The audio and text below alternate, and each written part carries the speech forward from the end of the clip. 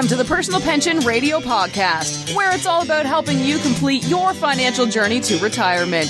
Discover time-tested strategies and get unconventional insights into wealth building and retirement that actually work. Break away from the herd and go for the retirement you dream of. And now, here's your host, the income engineer, Kraig Strom. All right, back on Personal Pension Radio. Thank you so much for joining me. Really appreciate all the support. Yes, back from the great state of Maine in the far-off east. I really had a great time. I was out there for 10 days. We had the sad reality that we were going to go there to attend my uncle's memorial. But really the happy opportunity to spend time with family and to remember him and to do all the things that he would want us to do while we were there together and individually. Great trip. Love it. Everything about the trip to Maine, I think, was just spot on perfect.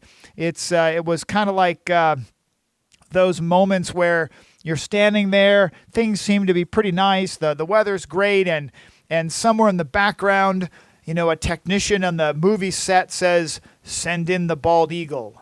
And then the bald eagle flies right across the horizon just for that perfect moment. Or send in the wild fox on the railroad tracks that you've never seen before. And now it's time for a flash thunderstorm that only lasts for 20 minutes, but it's spectacular and it's just brilliant. And then it's blue skies with puffy white clouds for the rest of the day as you hang out with family and barbecue some red hot dogs and have some lobster. So if you can't tell, I really had a good time on the vacation trip back to Maine. Terribly miss my uncle, but I know that he was happy for all of us spending time together, and we really enjoyed it.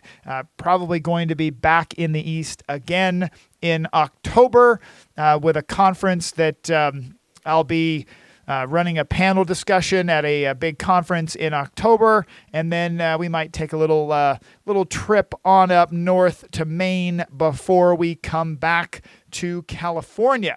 Now, for those of you who are new to the show, you're like, what's this guy talking about Maine? I thought this was a retirement show or some sort of pension show.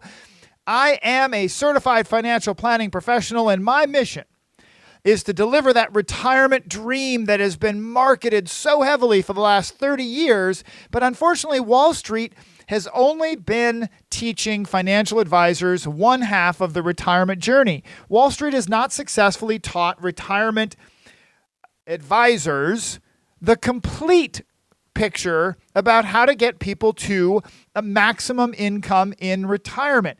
I want to prepare you to think outside the box, to step away from the Wall Street machine and ask questions that are right for you.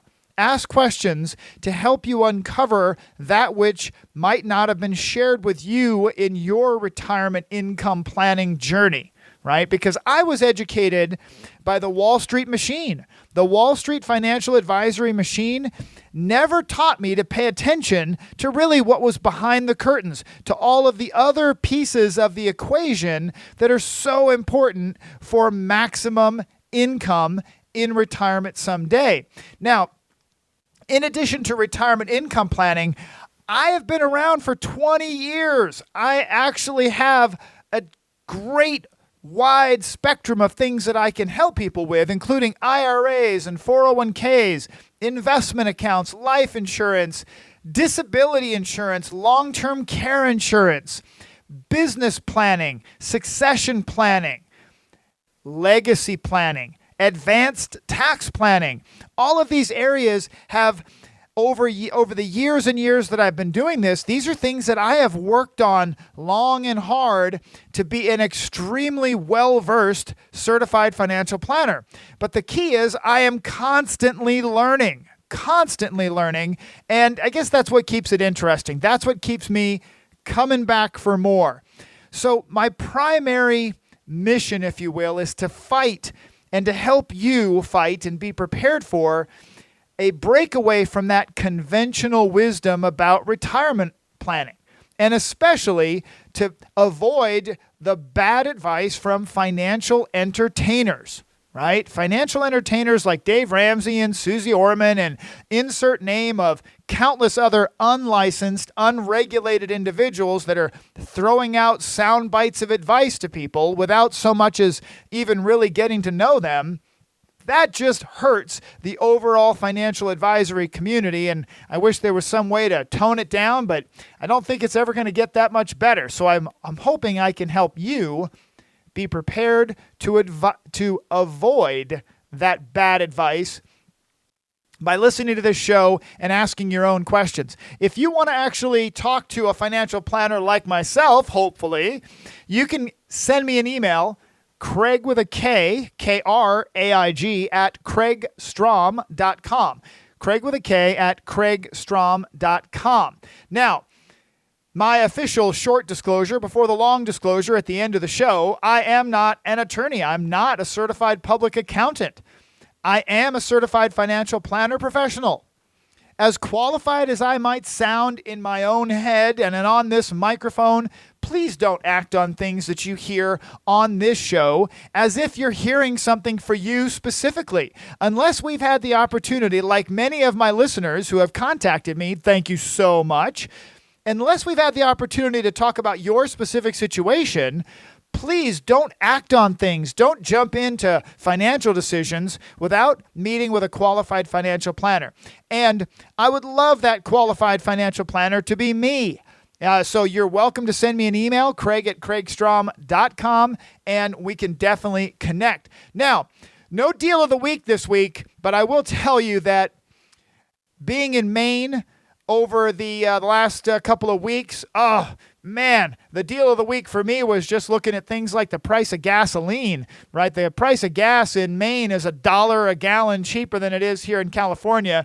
And that, of course, is largely due to taxes, et cetera, et cetera, et cetera. But that was my deal of the week as I was filling up the car was like, wow, this gas is so much less expensive than it is in California. Now, the first segment, watch your step. The last episode, if you want to go back and check that out, I shared my personal thoughts and feelings about irrational exuberance and being wary of getting all worked up and excited about something.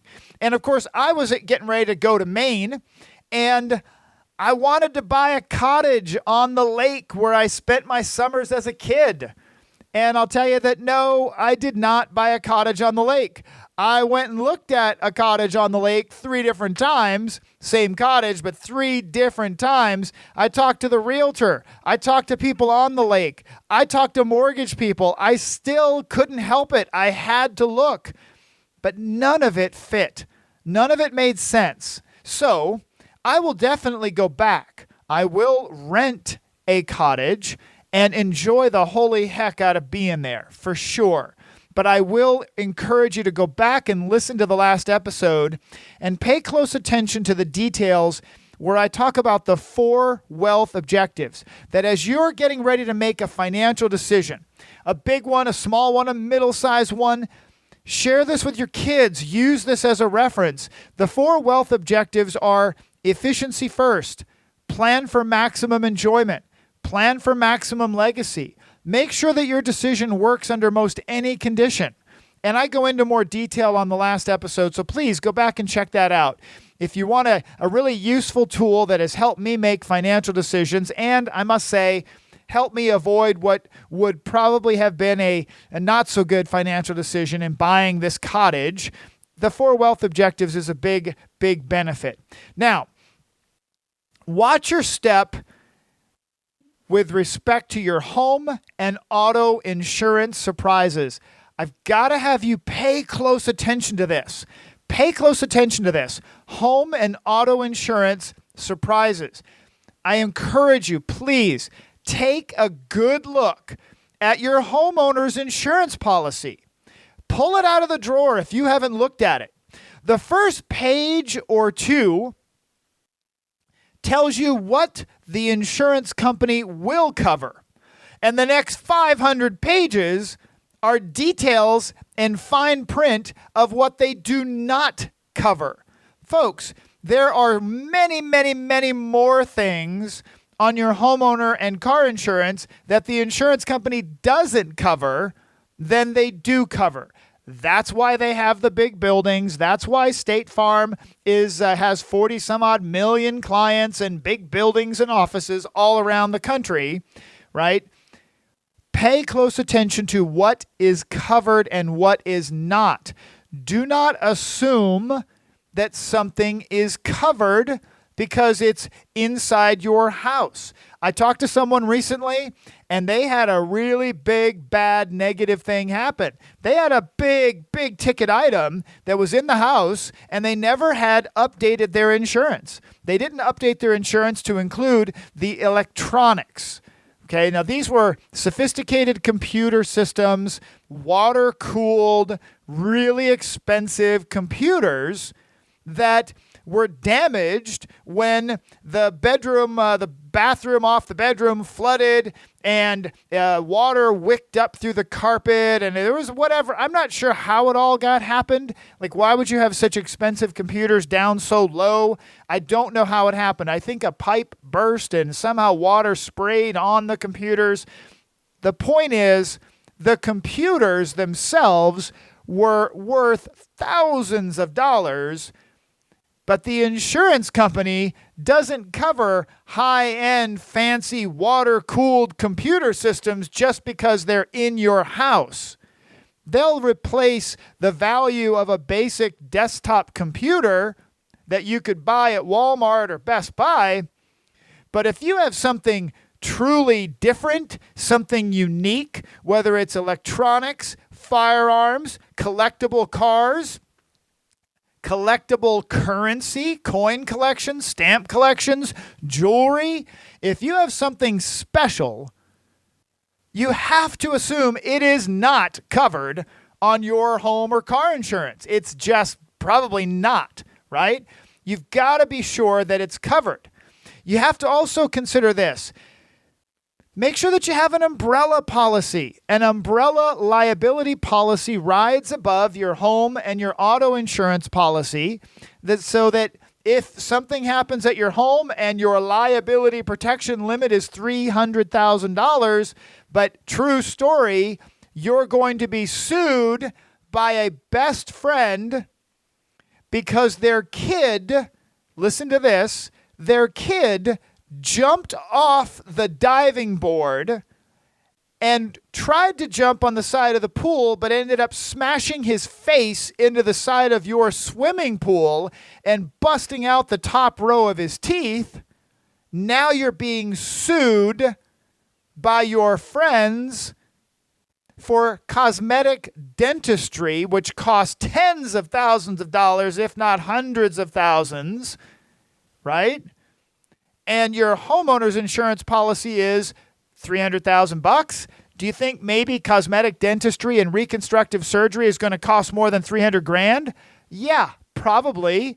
Umbrella liability insurance, folks, get it.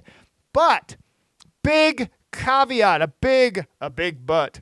Make sure that if you have umbrella, make sure that it actually does cover your cars, your home, your golf cart, your ATVs, your quad runners, your boats, your motorcycles, everything. Really, folks, I have seen this so many times. People have an umbrella policy, but they never mention to their insurance company, and frankly, the insurance company should have asked. They never mention to their insurance company, oh yeah, by the way, I have 5 motorcycles in the garage that, I let all the friends and neighbors ride those motorcycles, no big deal. Well, that's a true story as well, by the way. Folks, you got to make sure that your insurance company knows what to include on your insurance. Remember, the insurance companies, they cover only minimal things in the big picture. The bulk of your insurance policy contract are items that the insurance company doesn't cover. Please check your policies. If you have any collectibles, any valuables, anything that is unique, that is an irreplaceable heirloom, make sure that you at least ask your insurance provider, hey, is this thing covered? How much would you give me for this rare grandfather clock that's been in my family for 500 years? Well, they would give you maybe the price of a grandfather clock that you could buy on Amazon. Unless you actually have that thing endorsed on your policy and you pay for it, they're not going to replace that grandfather clock. It's not going to happen. Okay? Folks, double check your umbrella policies, your car policies. Make sure that you've got maximum liability limits. Get your deductibles raised up. Raise your deductibles up. Think about this. If you crash your car into the shopping cart rail at the grocery store and your mechanic says it's going to cost $790 to fix it, are you really going to call your insurance company and file a claim and risk your insurance company eventually jacking up your insurance rates? Most people say no. So if it was $790 and you're still not going to call the insurance company, why do you have a $250 deductible? Why do you have a $500 deductible? Find out what a higher deductible does to your overall insurance premiums, especially on your house. Here in California, if you file a claim with your insurance company more than once, that means twice. If you file an insurance claim twice, there is an extremely high probability that your insurance company will cancel you. So if you get a flooded bathroom, flooded basement, well, nobody has basements here in California. If you have a flooded living room and it's going to cost $4,000 to put new carpet in, are you going to call the insurance company? Probably not. I'm not going to call the insurance company. No way. Because I want the insurance company to be standing by when my living room burns down. That's what I want the insurance company for. I want the insurance company for the $30,000 repair. I don't want them to cover a $4,000 or $5,000 repair because they could end up canceling me. That's not good either. Okay. Now, an additional piece in Watch Your Step. I got a few things today. Car buying season is upon us. This is what, when in the car business, you know, when you're in this, I'm recording this on July 4th. Happy July 4th, everybody. Make sure you say hi to a veteran. Make sure you say thank you. Really appreciate everybody who's serving and has served. But car buying season is really the second half of the year when you see all the big deals going out. You see the 4th of July. You start to see the year-end deals, the new model years, all that, et cetera, et cetera, et cetera. Okay? I have a private car dealer license as a hobby. I like cars. I have learned a lot, which means that I've made many mistakes. Many mistakes, which means I have learned a lot. The second half of this year, like I said, is where car manufacturers are pulling out all the big deals. And here are some tips to help you avoid overpaying for your next car. And I share this because of an actual client experience I'll reference coming up. Please be very careful when you are considering leasing a car. Leasing a car is extremely risky. Car leases are a contract drafted by a multi-million-dollar law firm that works for a multi-billion-dollar car manufacturer, right? So these car leases are contracts that are crafted and carefully designed to benefit who? The car manufacturer, of course. If you have not studied lease contract negotiations, stop. Please stop. Do some homework.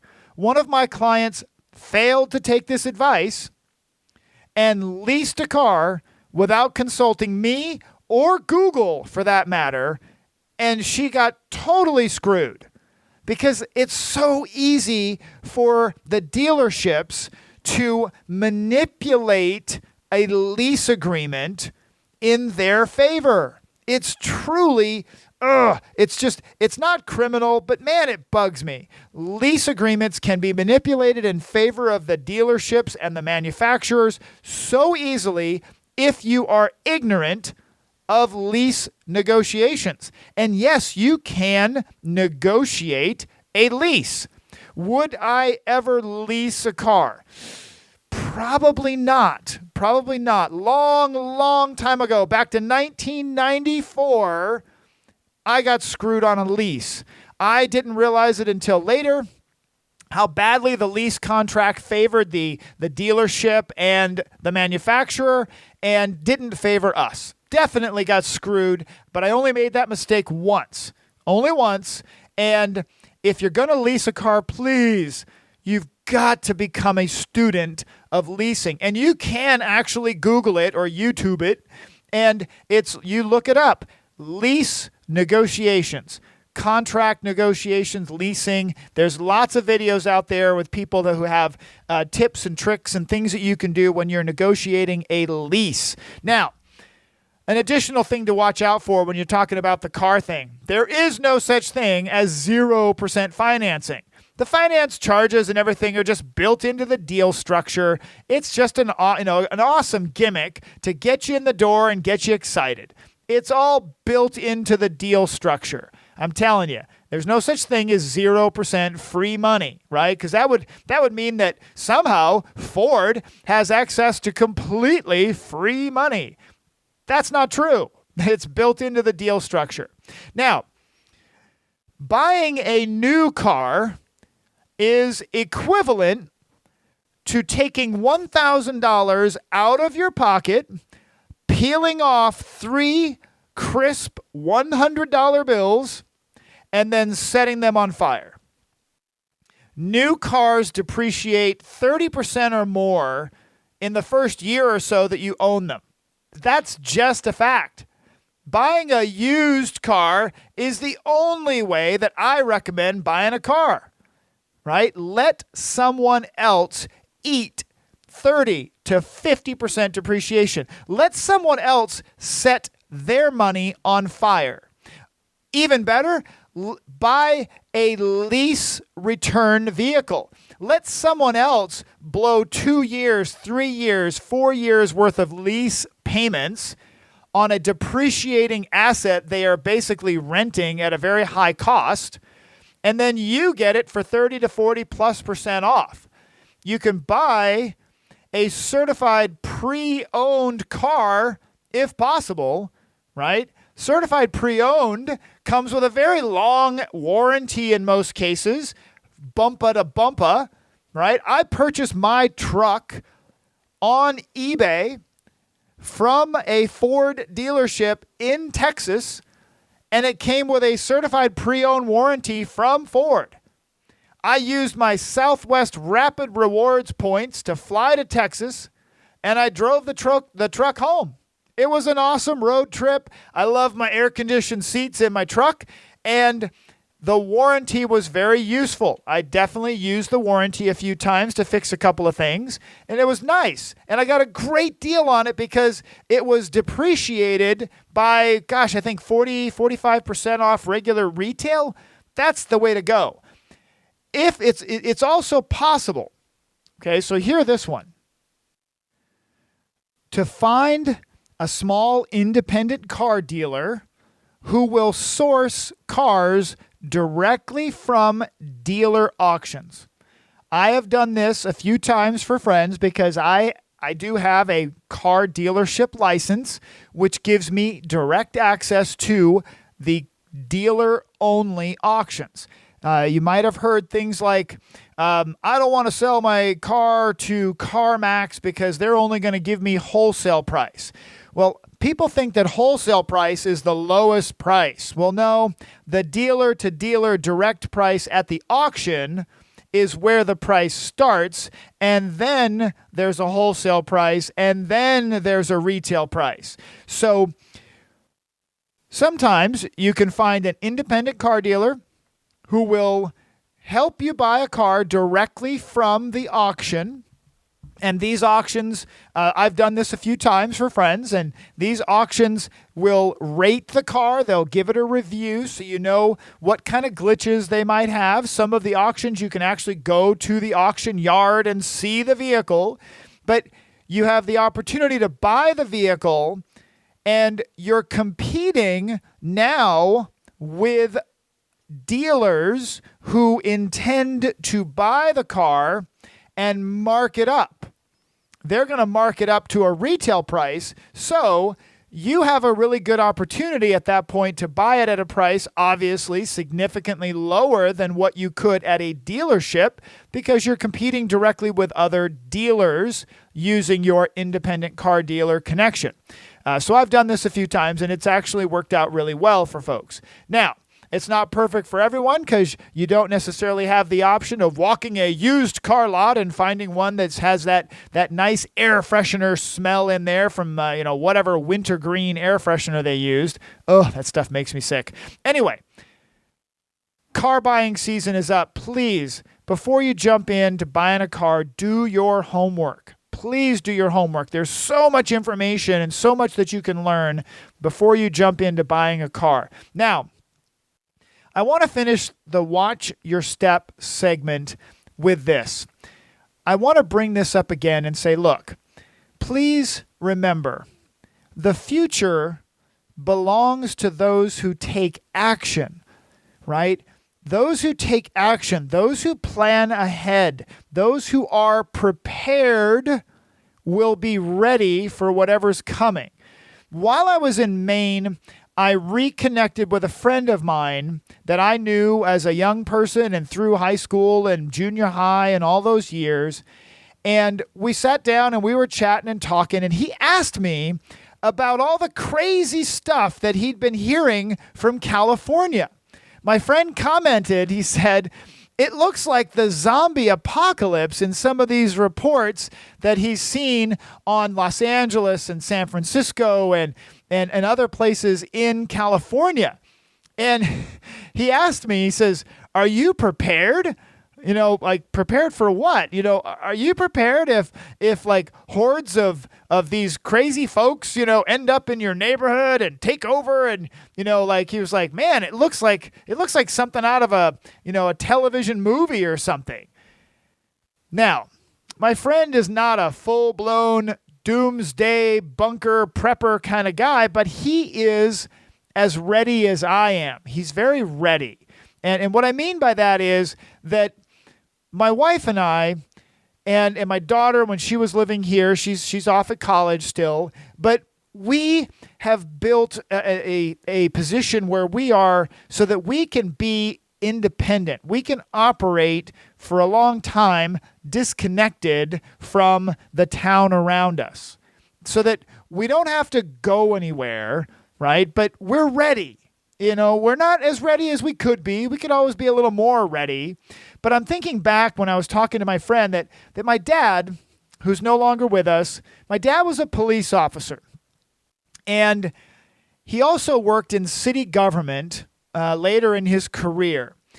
And what he always told us was that if the world falls into chaos, he said, you should be prepared to care for yourself, because cops, fire, and other city services will have their hands full, and they are not coming to help you. They are not. You have to assume they want to help, but they will have their hands full in the central part of the city and the bigger community areas, the bigger, denser places, right? When the economic world goes into that chaos moment, the government is not going to be there to save everyone. You have to be prepared to take care of your family where you are, because getting out of town will most likely be impossible. Please, if you've ever thought of it and then you dismissed it, go to Sam's Club or Costco and buy yourself and each of your family members an emergency bag. An emergency bucket. They comes with food, some water filtration, a little bit of first aid, some basic necessities. They're not expensive. You can start really simply protecting yourself in the event of a natural disaster or, as my friend said, the zombie apocalypse, right? Okay. Do something. take action to protect yourself. Doesn't matter if you live in an apartment, if you live in a home, a townhouse, please do something. Get off the log, right? The old story of 4 frogs on a log. I haven't told this in a while. 4 frogs on a log. 3 of the frogs decide to jump. Because right now, you're listening to this going, yeah, Kraig, that's right. You're right. I should go to Costco right now and get some of those bug out boxes and stuff. And that'll be good. It'll be protect my family, right? So 4 frogs are on a log. 3 of them decide to jump. How many frogs are left on the log? 4 frogs on a log. 3 of them decide to jump. How many frogs are left? All of them. Because they only decided to jump. None of them actually jumped. None of them actually did anything. Please take action today. Put your financial house in order. Get off the log. Be safe. Be ready and secure.